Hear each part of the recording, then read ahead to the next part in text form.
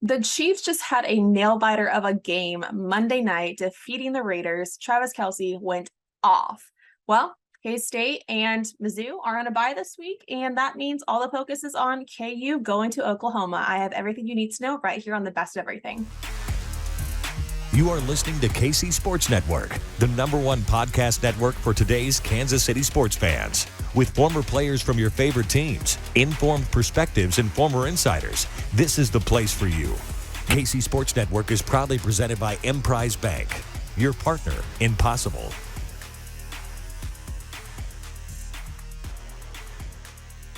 This is the Best of Everything presented by Charlie Hustle. I'm your host, Michaela Bennett.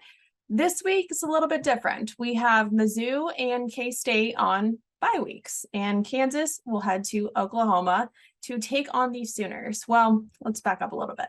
The Kansas City Chiefs just defeated the Raiders Monday night at home in Arrowhead, but it wasn't exactly the game that we thought it would be.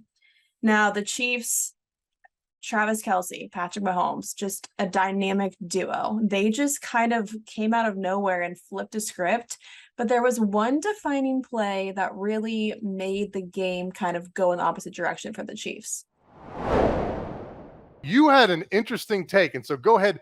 So tell me about the penalty, because I know we're going to talk about that. But tell me how you saw that playing into this game. As crazy as it sounds, that penalty where we didn't get the strip fumble from Chris Jones and they called it roughing the passer, right? That was the turning point in my opinion. That penalty going against us, right, and us facing that adversity, the crowd got into it.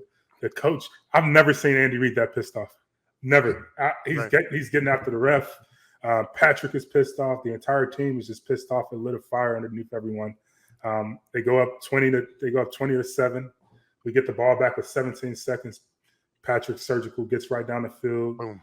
The new kicker drills a Chiefs record for a field goal to go into the half, 20-10. Right. At that moment, I knew, okay, the momentum was back on our side. I knew without a doubt we were going to get the ball back, start the half, and get a touchdown. And from there, it was game, in my opinion. That's a really interesting point. I do want to. I don't know if I brought this statistic up before, but one thing we practice a ton in the NFL, and good coaches will practice it, are 2-minute situations, both 2-minute before the half and 2-minute at the end of the game. Obviously, 2-minute at the end of the game is very important, right? Games on the line, but 2-minute going into the half, the statistics are insane when you look at the last person that scores going into halftime, what the percentage are of that team scoring. So the last team scoring before going into halftime, that percentage of wins for the team that scores last going into halftime is like 80 or 90% chance that team's going to win. I guarantee you, I know how you know that statistic. You play for the New York Jets and you face Tom Brady. He was the best at it.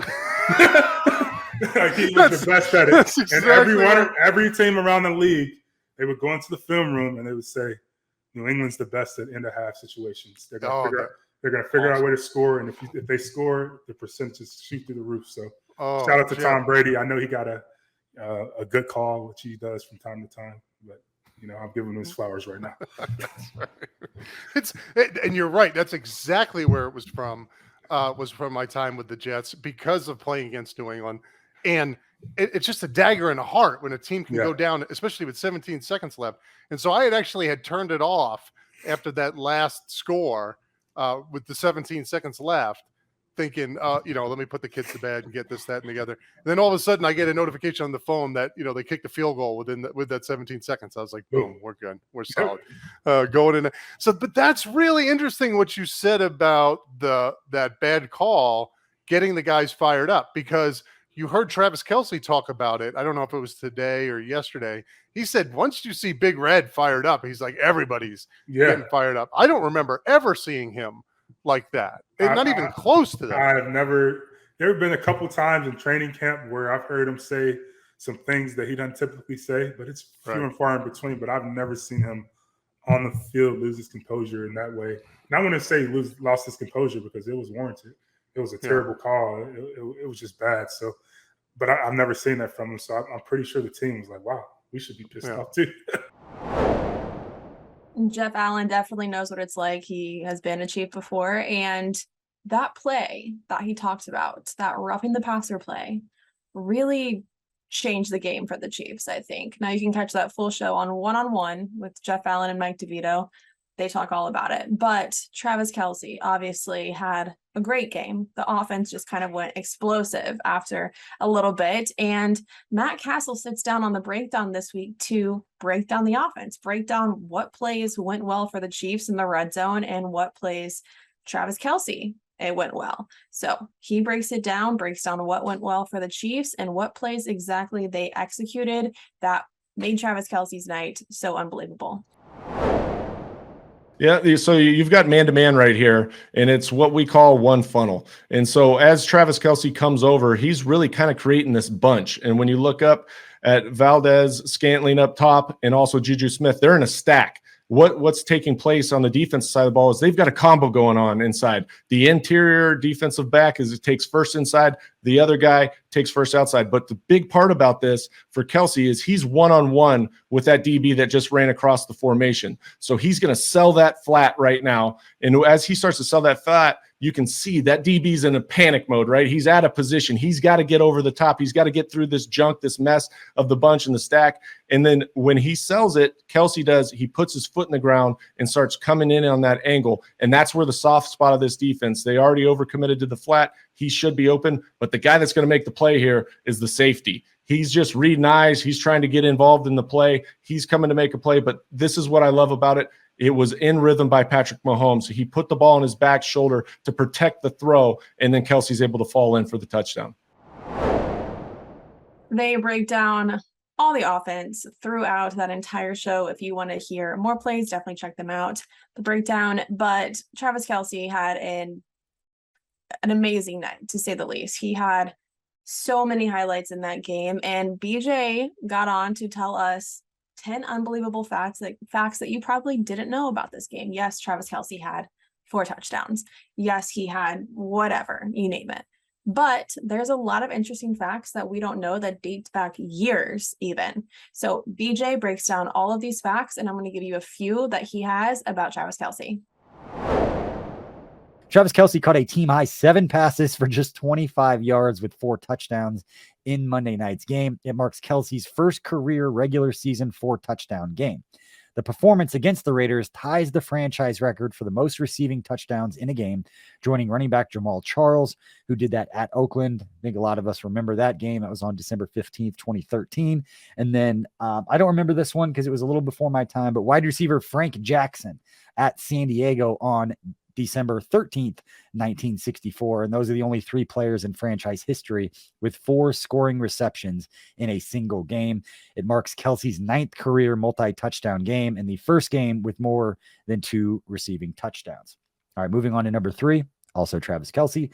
He becomes the 4th tight end in NFL history with at least 4 receiving touchdowns in one game, tying the second most grabs in a single game in NFL history. Only former Chargers tight end Kellen Winslow Sr.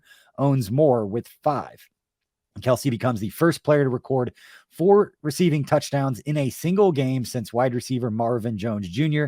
had 4 scoring grabs as a member of the Detroit Lions back on October 20th, 2019. I did see a nugget also that Kelce had the fewest receiving yards for any player that had 4 touchdowns, and then Marvin Jones was in second place, and Marvin Jones had 92 yards to go along with his 4 touchdowns, where Kelce, again, kind of laughably at this point, one of the most memorable games of his career, and he finished with 7 catches for 25 yards. But again, 4 of those coming inside the end zone, and I believe, according to Next Gen Stats, 3 of those came on the exact same route, with that over route inside the end zone in the red zone. So big time performance from Kelce. And number 4, also Travis Kelce, as he continues his hot streak of consecutive games with a reception with his catch in the first quarter of Monday night's game against the Las Vegas Raiders. Kelce now extends his streak to 131 consecutive games with at least 1 catch.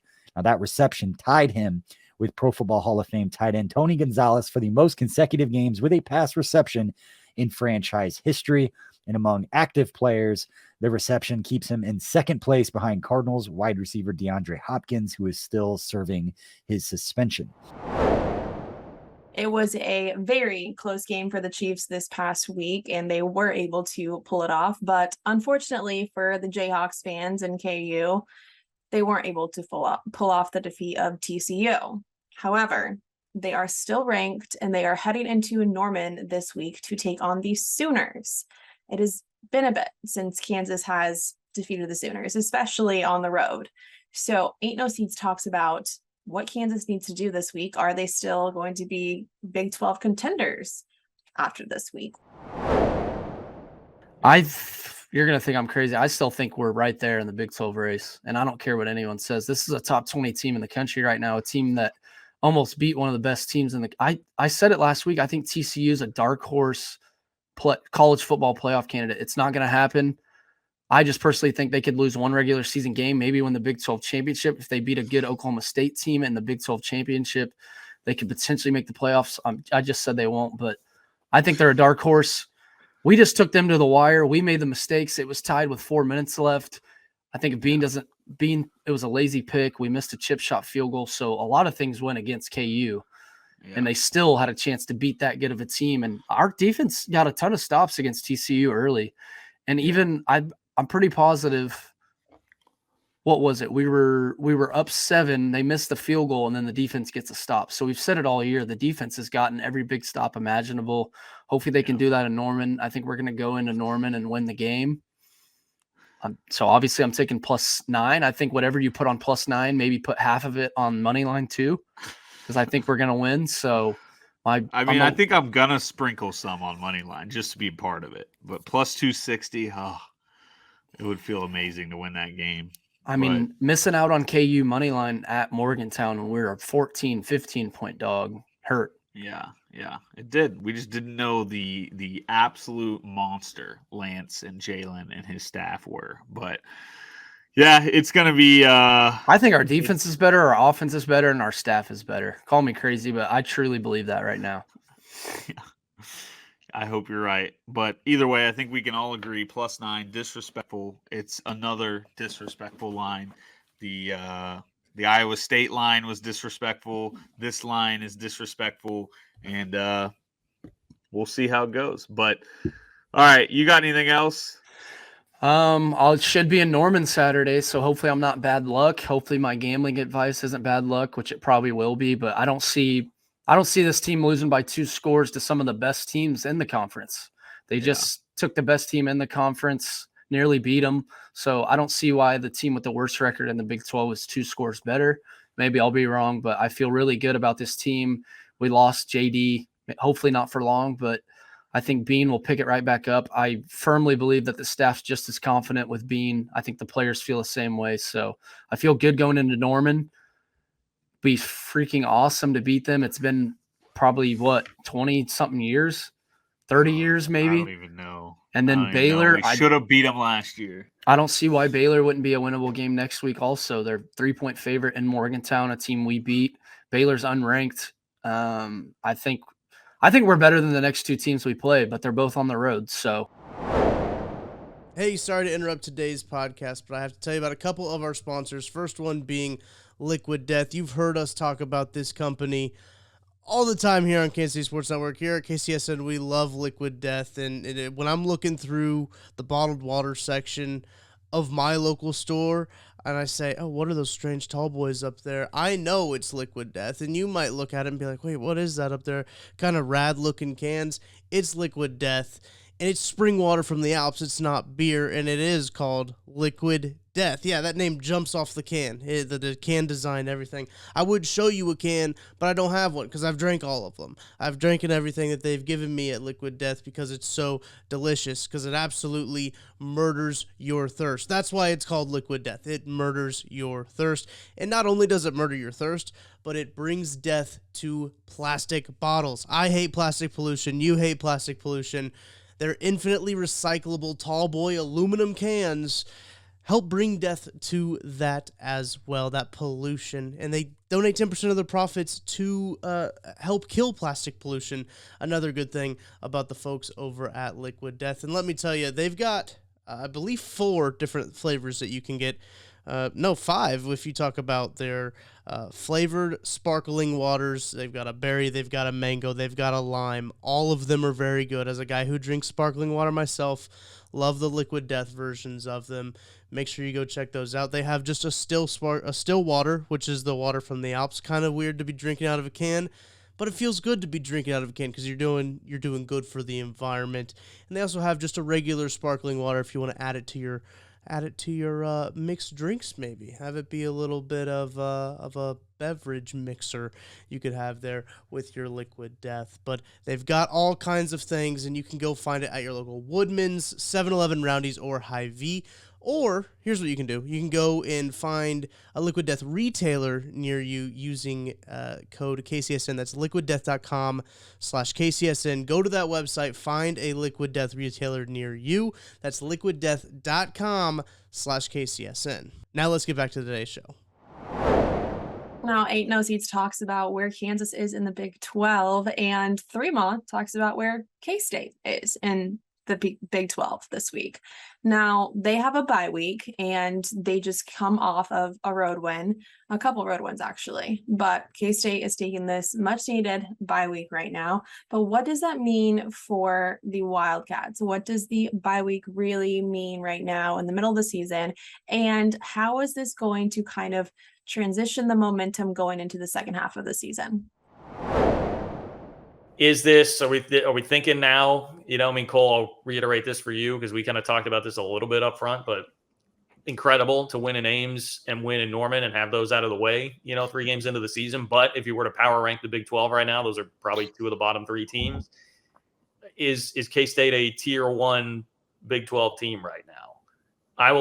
To me, the top tier at this moment would be K-State, Oklahoma State, TCU, and Texas. I'll throw Texas in there too, because if Texas wants to come focused, which is always the question, but they can be a massive problem the rest of the year for everybody else. That to me is tier 1. Are you guys on board with that?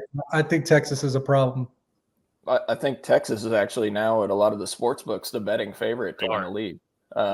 Yeah, I think that's possibly the most talented team in the Big 12, and they actually look like they put it together, and they've been really impressive the last 2 weeks. I know OU's down, but to dominate them in that fashion, we've seen a lot of Red River rivalries where, an opposing team, Oklahoma or Texas, wasn't very good, and that game was really competitive still, and Texas just outright dominated them. And they dominated West Virginia the week before, which I know West Virginia is probably the worst team in this league potentially, but still pretty impressive. So yeah, I'd put K-State. I agree with you said. K-State's in tier 1 for sure. TCU, Texas, and Oklahoma State. I agree with all those. I'm still interested to see a little bit more from TCU. That defense. That's where I am. I don't know. If I was on the fence about any of those 4, I'd be on the fence about TCU. Yep. I know they got a lot of dudes. They got a lot of dudes on offense, right? Some big talented receivers, Duggan solid, good running game. But that defense, there was no pass rush. John and I watched that game together. They could not do anything up front against Kansas. So I don't know. Yeah, I mean, I agree. Look, I was not high on TCU at all coming into the year. And I just sort of, after the Oklahoma game, it opened my eyes and was like, okay.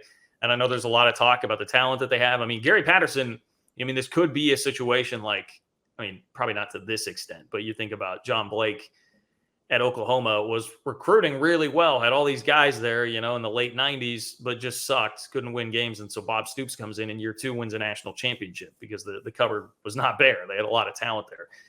So maybe that is just it, a rejuvenation here of the offense in particular for TCU. And Gary Patterson was kind of antiquated by the end of his time there and what he was doing. I can see the case there for TCU. But yes, it will be very interesting to watch them play this weekend. I would have Kansas and Baylor probably alone in tier 2, sort of right below that. Especially we'll see what happens with Kansas moving forward in their quarterback situation with Jalen Daniels. But Oklahoma, I just got to make this point. Jeff Lebby, I heard so much about Jeff Lebby and how great of a hire that was as their offensive coordinator, did all this great stuff with Ole Miss, and OU fans now are not missing a beat. I understand Dylan Gabriel was out, but when Lincoln Riley was there, you had a quarterback room with Caleb Williams and Spencer Rattler. Like there was always the next guy ready and waiting to come up. You had Kyler Murray behind Baker Mayfield. they brought in that Bevel kid. They personally handpicked him as the transfer to come in, and you don't even trust him to run 2 full series of offense before you have to go Wildcat. Like, that's where Oklahoma is at a year after having Caleb Williams as their quarterback. Like, Caleb Williams, Spencer Rattler. Like, that is, how did the situation get that bad that fast at Oklahoma, where they're having to suffer through jump pass interceptions from their freaking running back because they don't trust the transfer quarterback from Pitt? Well, K-State heads into a bye week this week, and so does Mizzou. They are going to a bye week after just losing a heartbreaker to Florida and another SEC loss on the year. Now, Maggie Johnson says in Mizzou That's Who this week, it's not just one play that defines a game. Yes, some people may say it was one play. And even the Chiefs game, we like to say that it was one play that defined the game. It was that roughing the passer call that really changed the momentum. But Maggie argues there's a lot of one plays that can change the game. There's a lot of one moment that can change, good or bad, the entire of the game. So if you're going to say there's one play that really defined the game, then you got to pinpoint all the other plays. But Maggie talks about it with Gabe Darmond and Tucker Franklin on Mizzou That's Who. They talk about the Tigers' loss last week and heading into bye week, what they need to do to come out of the bye week refreshed, refocused, and head into the rest of the SEC. It's always hard to say that one play is what changed everything, because one play typically doesn't change everything. I mean, if you say one call changed the entire game, then you could easily say one dropped pass changed the entire game. I mean, you just can't really pick and choose too much. And I don't want to say I'm guilty of it, but with that Florida game, when they converted on the 4th and 2, and it was a very blatant hands to the face, and they ran 40 yards and scored a touchdown on this drive. I mean, I'm guilty of saying things like that too, because you see it, and as a fan, you're like, well, that's not fair. But that's Missouri. Like, we got the hands to the face called against us the week before. They don't call it against Florida this week. I mean, what can you really do? You can't do anything. Well, and look, Missouri is losing these games in the first half. Like, they lost Auburn in the first half because they fell behind 14-0. They lost Florida in the first half because Florida had 65 yards of offense at halftime and was in a tie game. That should not have been a tie. Florida should have had 0 points at halftime. Yeah. They lost Georgia in the first half because they were ahead 16-3, but probably should have been ahead at least 20-3. So we focus on the one at the very end, but like, there are a lot of things they could have done in the first 30 minutes to change those games. Absolutely. And you bring up that Florida game, another good showing for the defense. I've seen a few tweets from different people. The advanced analytics, the advanced metrics do love the Missouri defense. I believe in terms of like EPA per play, they're one of the top teams in the country. There's another metric that I saw. I'll have to look it up here. I saw on Twitter that they're a top 10 defense in terms of this metric. So there's been some very good showings from the Missouri defense. They kept them in the game that's the Missouri defense is keeping them in games. It's just the offense that just cannot score points. And when the offense is allowing points, like pick sixes and stuff like that, that's not going to help the Missouri defense at all. It's not going to help Missouri at all. So I think that's kind of the frustrating thing. And we were kind of talking about before the podcast started, Brady Cook just seems to have some of just the worst luck. And like the mistakes that Brady Cook makes, the interceptions, both against Florida, just came at the worst times. And it's just, it's frustrating and like disappointing and just I don't know. It's discouraging. It's just one of those things that, like, it just feels like it kicks you while you're down. Like when you're driving and Brady Cook puts together maybe his best drive of his collegiate career, and then he throws a pick on 3rd down in the red zone. It's just like, man, it was one of those things where it's like, of course this happened. Like, of course this was going to happen on this drive right here. It's just frustrating. The other one, he telegraphed covered it like crazy. The other one was telegraphed. I mean, I think my grandma probably could have intercepted that ball. So it was basically thrown right to the player. And like, some of the blame for that does have to go on the wide receivers.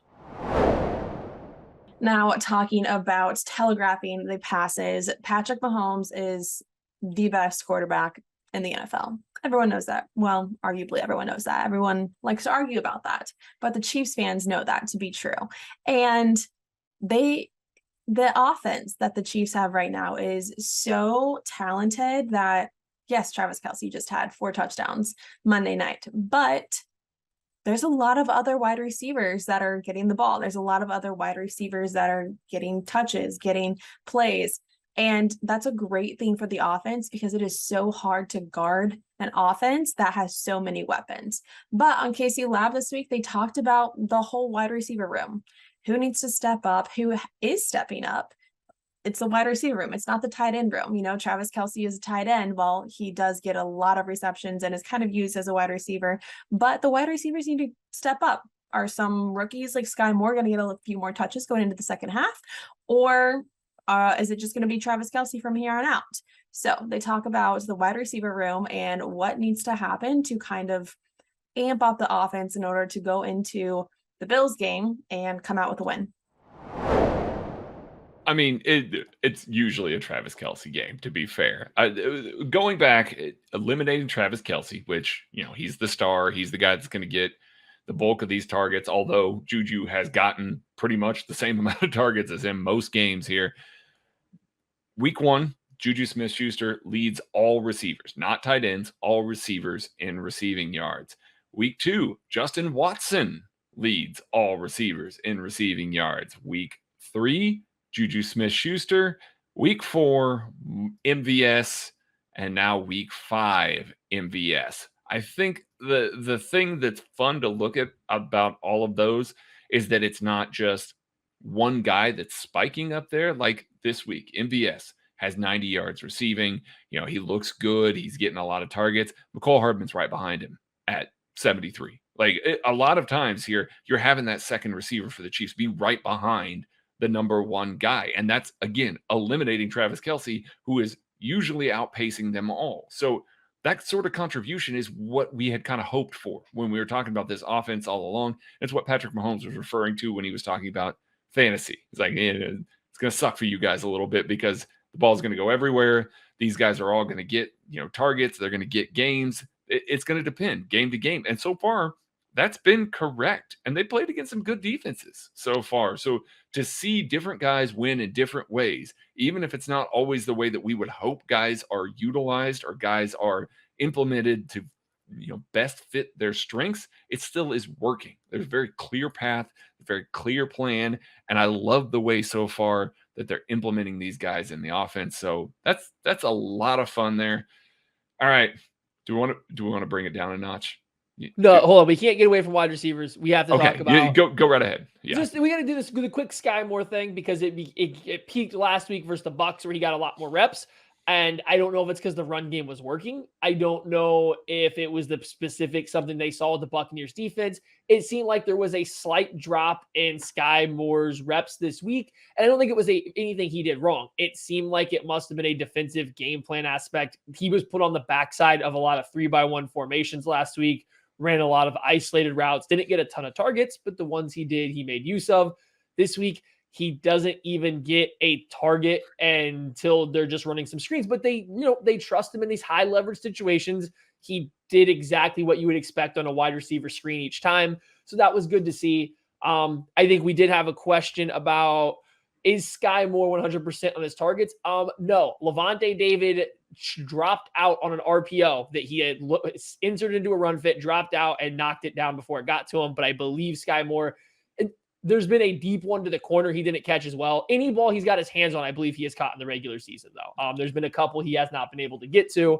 That one by David. There was a deep one against the Bucs. But he's there, and I am still waiting for the Sky Moore breakout game. I have faith that it's coming because they're putting him out there on a game-winning drive or a game-icing drive. Like, he's out there. Like, they're trying to throw the ball to or put him out there into situations where it matters. I think it's coming. It's just, as we're talking about, any given week, it can be any guy. It's really hard to insert a rookie into that when you still have 4 other guys you think could all have a big game that week. Just like you said, any given wide receiver can have a breakout game for the Chiefs any week. Travis Kelce was it this week, and next week it might be Juju Smith-Schuster, or the next week it might be Sky Moore or McCole Hardman. We don't know, and that is the beauty of the Chiefs' offensive weapons right now. But on Outside the Trenches, Tucker Franklin has a good idea on what it's going to take for the Chiefs to defeat the Bills this week. The Bills have an electric offense as well with Josh Allen and their wide receivers. So is this going to be a shootout? Absolutely. I would take the over on this all the time. But what does each team need to do individually to come out with a win? It's going to be an offensive game for sure, but what are the Chiefs going to have to do differently to come out with that win? To me, I think it's simple. I think the Chiefs have to run the ball. I think the Chiefs have to run the football, and I think a lot of the narrative has been around Patrick Mahomes is you got to keep him off the field, right? You got to keep him off the field, so you need to run the ball. You need to eat up the time of possession. We could talk about that all we want, but I think that you can almost flip that narrative here with Josh Allen. If Josh Allen's not on the field, you're probably in a good spot. This defense is good, but I think that you're probably in a good spot the less time Josh Allen is on the field and the less time that Josh Allen can hurt you. And the Chiefs don't have that big play ability like they had in the past. The Bills have that big play ability that they have. We obviously saw, I think Gabe Davis caught like a 98-yard touchdown, and then he did have a 60-yard touchdown also later in that game. So I think it's going to be interesting to see, what defense the Chiefs come out in. We talked about that a little bit with the covering, but I think on offense, they got to run the ball. They have to be very I don't necessarily think that they have to take up these big, huge, long drives, but they have to be efficient with their drives. I don't think that they can have any wasted plays, any wasted motion, right? When you talk about running 40s, that's a big one. It's like you have to be very efficient with your movement to get to point A to point B as quick as you can. I think that has to be the Chiefs, but I don't think that they're not going to have the big plays, right? We've seen the Chiefs. They've had some big plays. Justin Watson over the middle. You've hit MVS on a deep ball every now and again, but it's not consistent like it was with Tyreek Hill. So it's just not fair to compare, obviously. Yeah. But then you see Tyreek Hill doing those big plays in Miami. So yeah, Tyreek Hill's a big play guy, and I'm not embarrassed to say that, and I think Chiefs should admit that. But that doesn't mean Patrick Mahomes and the Chiefs are worse to compliment Tyreek Hill. Those two things can still be true; they're not mutually exclusive. But I think the Chiefs needing to run the ball, control the game. The more that Patrick Mahomes is on the field, obviously, the better it is for the Chiefs. I know that seems maybe a little bit of an elementary school of thought, but I think that's kind of where I'm at with this game. Is the Chiefs really need to be in control of the game, and I think to do that, they've really got to get the run game going. Just like Tucker said, the Chiefs are going to need to be in control this week to defeat the Bills. The Bills are arguably the Chiefs' biggest hurdle right now in the NFL in their road to the Super Bowl, but the Chiefs can come out with a win. It is at home Sunday afternoon, and they just need to maintain their game, their tempo, and their control of the game. Now, hopefully they will come out with a win, but we have everything that you need to know right here every single week on the Best of Everything presented by Charlie Hustle.